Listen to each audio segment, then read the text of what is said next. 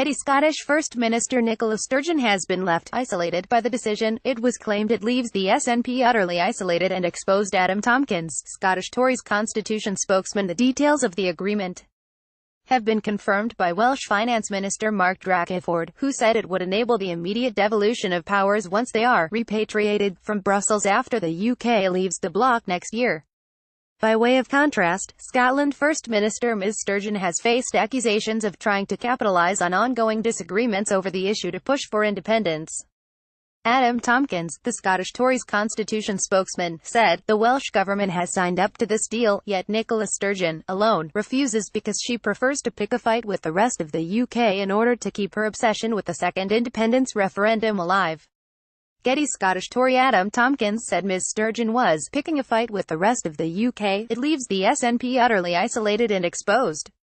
It is surely time the party saw sense. I appeal to the wiser heads in the SNP to persuade Nicola Sturgeon to think again. Both Wales and Scotland expressed concern after the 2016 referendum that Westminster would bring EU treaties into British national law without input from devolved nations on key policies. Initially, Scotland and Wales presented a united front, and the Mr Drakeford's announcement will come as a significant blow to Ms Sturgeon and her colleagues.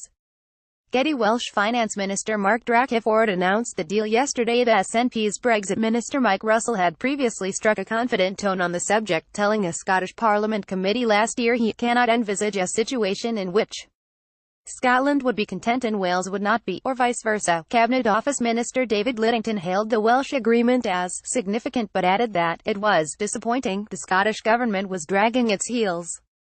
UK Prime Minister Theresa May has highlighted on 24 devolved policy areas where she says UK frameworks are needed after Brexit to preserve the integrity of the country's internal market.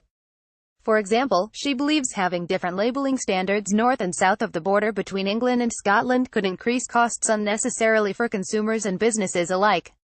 Getty. Scottish Brexit Minister Mike Russell had been confident Scotland and Wales would stay united. Both the Scottish and Welsh regional governments have argued that powers taken back from Brussels which touch on their responsibilities should be returned to the MMR. Drakeford said the deal meant powers which were currently devolved remain devolved, adding that all powers and policy areas rest in Cardiff, unless specified to be temporarily held by the UK government. He added, "These will be areas where we all agree common, UK-wide rules are needed for a functioning UK internal market. This is a deal we can work with which has required compromise on both sides.